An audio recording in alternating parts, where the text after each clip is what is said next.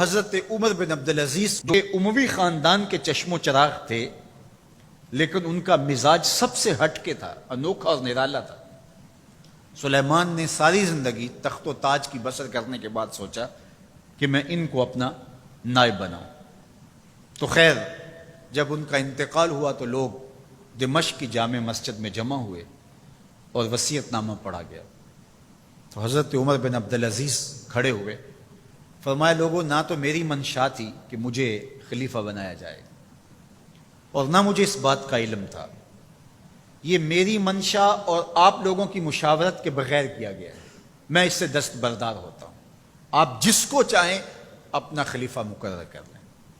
تو لوگوں نے کہا آپ ہی ہمارے امیر ہیں، آپ ہی ہمارے خلیفہ ہیں۔ تو آپ نے فرمایا کہ جب تک اللہ کی اطاعت کرتا رہوں تب تک تمہارا خلیفہ رہوں گا۔ اور پھر آپ نے حکم نامہ جاری کیا کہ میری جتنی جائیداد ہے ساری بیت المال میں جمع کروائی جائے گی، اور جتنے بھی اموی شہزادے تھے ان کی جائیدادیں جو انہوں نے لوگوں کی ضبط کی ہوئی تھی سب کو بھاگ کے سرکار ضبط کرنے کا حکم نامہ جاری کیا۔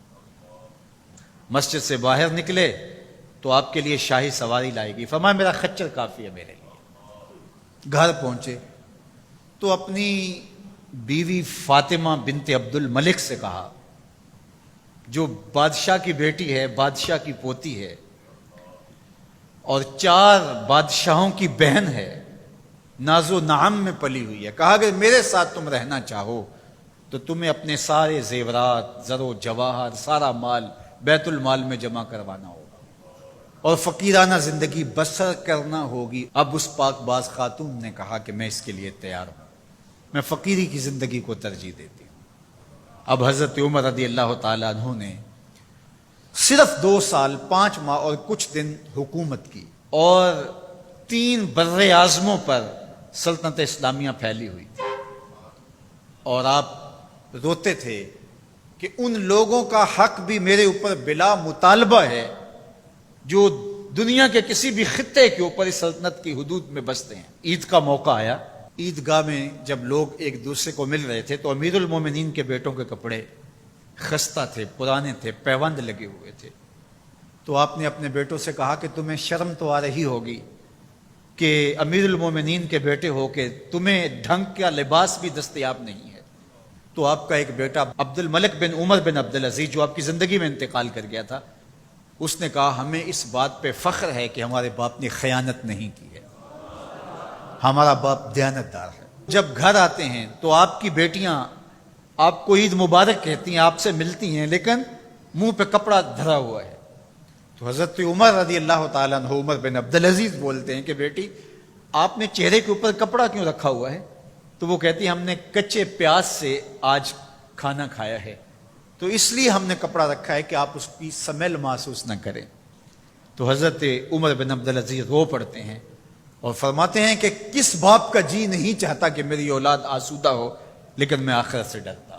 حضرت عمر بن عبدالعزیز رضی اللہ تعالیٰ عنہ کے 2 سال 5 ماہ اور چند دنوں کے اندر ایسا عدل پھیلتا ہے کہ لوگ کہتے ہیں ہمیں لگتا تھا آسمان اور زمین کے درمیان ترازو گاڑ دیا گیا ہے، ہر شے پوری پوری تولی جا رہی ہے، اور اتنی خوشحالی آتی ہے، اتنی خوشحالی آتی ہے، لوگ زکوٰۃ کے پیسے لے کے نکلتے ہیں، کوئی زکوٰۃ لینے والا نہیں ملتا۔